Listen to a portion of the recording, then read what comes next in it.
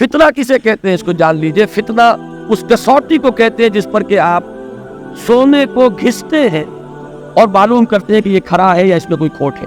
وہ فتنہ ہے. تو جب آزمائش میں کوئی پڑے گا تو پتہ چلے گا نا کہ کھرا ہے یا کھوٹا ہے. آزمائش میں نہیں آیا, امتحان میں نہیں آیا, کوئی تکلیف آئی نہیں, تو وہ کھرے اور کھوٹے گڑبڑ رہیں گے, ملے جلے رہیں گے. دودھ کا دودھ اور پانی کا پانی جدا نہیں ہوگا.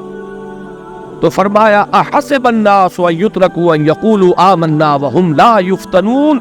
کیا لوگوں نے یہ سمجھا تھا کہ وہ چھوٹ جائیں گے صرف یہ کہنے پر کہ ہم ایمان لے آئے اور انہیں آزمایا نہ جائے گا؟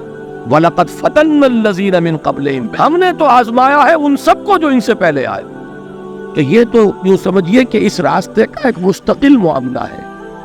جو آئے سوچ سمجھ کر آئے. کہ یہ شہادت گاہ الفت میں قدم رکھنا ہے لوگ آسان سمجھتے ہیں مسلمان ہونا. جس نے کہا آمنت باللہ, ہم نے آزما لیا. سچ مچ کا یہ ہم پر ایمان کا دعوے دار ہے یا جھوٹ موٹ کا دعویٰ کر رہا ہے؟ یہ سچ مچ کا عاشق ہے یا جھوٹ موٹ کا عاشق ہے؟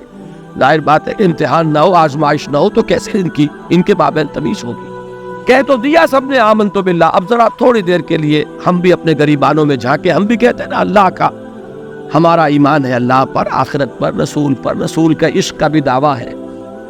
اور جب نعتیں ہم سنتے ہیں تو بڑے جھومتے ہیں. لیکن یہ کہ واقعتاً آدمی جھانکے اپنے قلب کی گہرائیوں میں کہ یہ ہم کتنے کچھ سچے ہیں اپنے اس دعویٰ ایمان. جہاں کوئی معاملہ آیا, اگر ہم اس دین کے اس حکم پر عمل کرتے ہیں تو اتنا نقصان ہوتا ہے, اس حکم کو پیچھے ڈال دیں تو اتنا نفع ہوتا ہے.